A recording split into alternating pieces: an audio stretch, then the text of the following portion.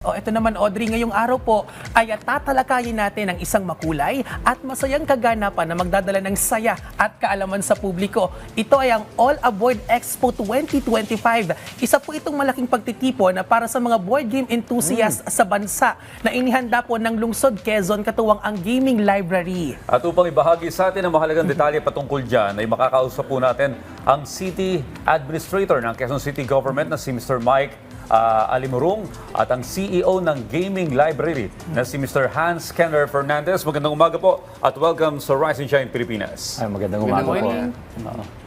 Opo, magandang umaga po at welcome po sa Rise and Shine Pilipinas. So unang tanong po, ano po yung naging papel ng Quezon City Government sa pag-organisa nitong All Aboard Expo 2025? So of course, yung City Government nag-promote ng 4-day convention this coming May 29 to June 1. No? Of course, mukhaan mo ako excited na dito. No? And then really para to sa mga bata, mga kababayan natin in order to promote education and learning in a fun and family-friendly environment. Okay. Kasi alam mo na ngayon, di ba, puro tayo ng mga gadgets, hindi na nag-uusap yung mga tao. So ito, of course, sabi na, naisip namin na dapat magbigay tayo ng oportunidad para lahat naman makasama, matuto in a fun way. Well, Sir Hans, ang alam ko kasi nung kabataan namin, wala pang social media, wala pang mga laptop or cellphone, ano? Talagang laro natin ay board games lang. Tama. So, gumagana yung critical thinking, yung imagination, nag-iisip ka habang naglalaro ka. So, itong mga generation ngayon, yung mga kabataan ngayon, interested pa sa ganitong klase ng laro? Definitely naman interesado yung mga kabataan ngayon kasi especially galing ng pandemic, no, hindi maraming bata hindi nagkikita-kita, hindi naglalaro. Pero ngayon na balik na tayo sa eskwela, balik na tayo nakipagkita sa mga kaibigan natin, iba pa rin talaga naharap-harapan kayo, nagkakantsawan habang naglalaro. Tapos at the same time, syempre iba yung napag-uusapan ninyo, nagkakaroon kayo ng mga memories together. Opo, so paano po ito nakakatulong sa paglago ng board gaming community dito sa Pilipinas?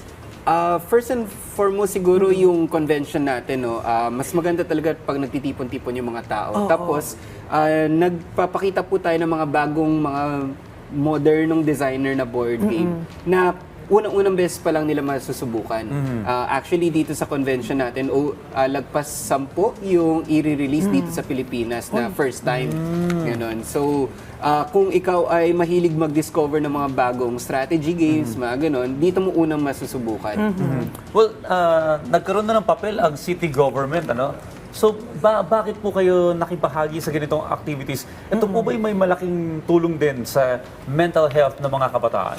We believe it does, no? Kasi sabi nga, marami na ngang puro gadgets na lang tayo, hindi na nag-uusap yung mga tao. Pero yung gaming kasi, pag kasama mo yung ibang, may social interaction, at also yung pag-games, kasi pwede kang matalo, okay lang. Di ba? Yung environment allows for people to be sometimes a little bit competitive, o kaya just for fun.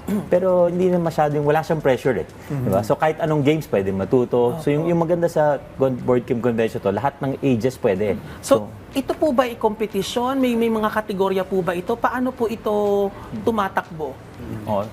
So meron tayong mga tournaments dun sa mga sanay na maglaro ng mga board games. Meron tayong mga iba-ibang tournaments na pwedeng more on the competitive side yung ano nila.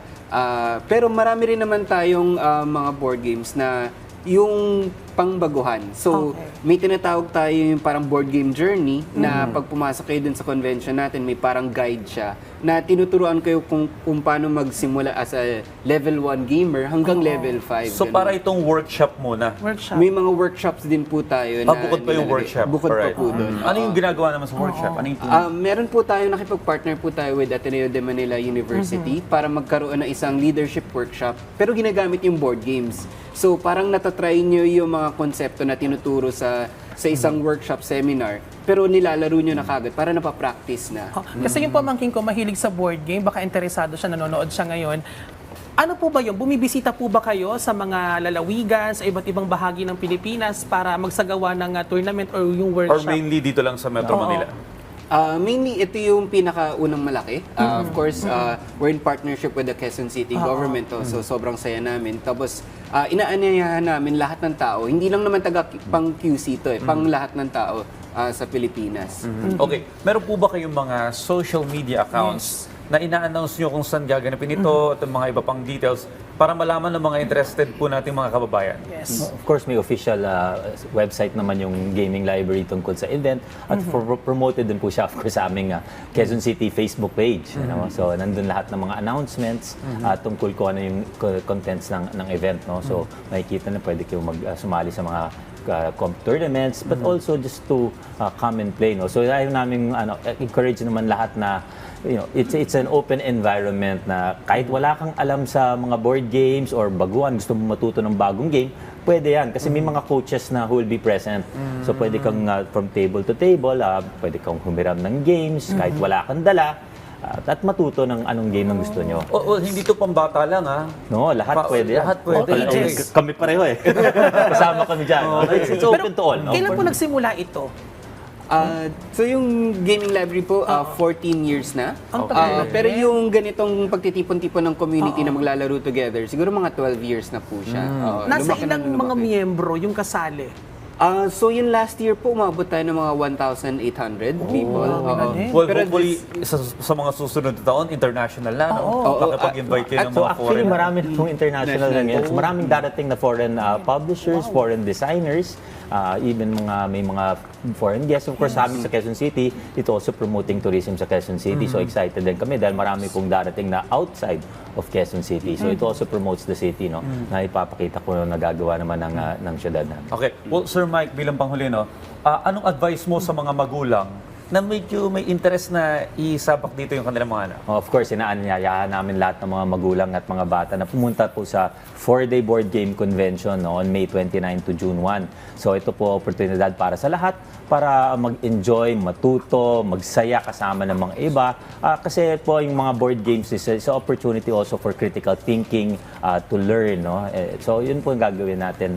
At sana po lahat pumunta. Libre po yan sa mga Q-citizens at sa mga hindi naman na 50 pesos lang po yan. Oh, exciting, ano? Exciting talaga ito, Audrey. Alright, maraming salamat po sa pagbibigay ng mahalagang detalye patungkol sa magaganap na All Aboard Expo 2025. Mr. Mike Alimurong at Mr. Hans Kenner Fernandez. Okay, maraming salamat po sa inyo. Thank you po. Maraming salamat.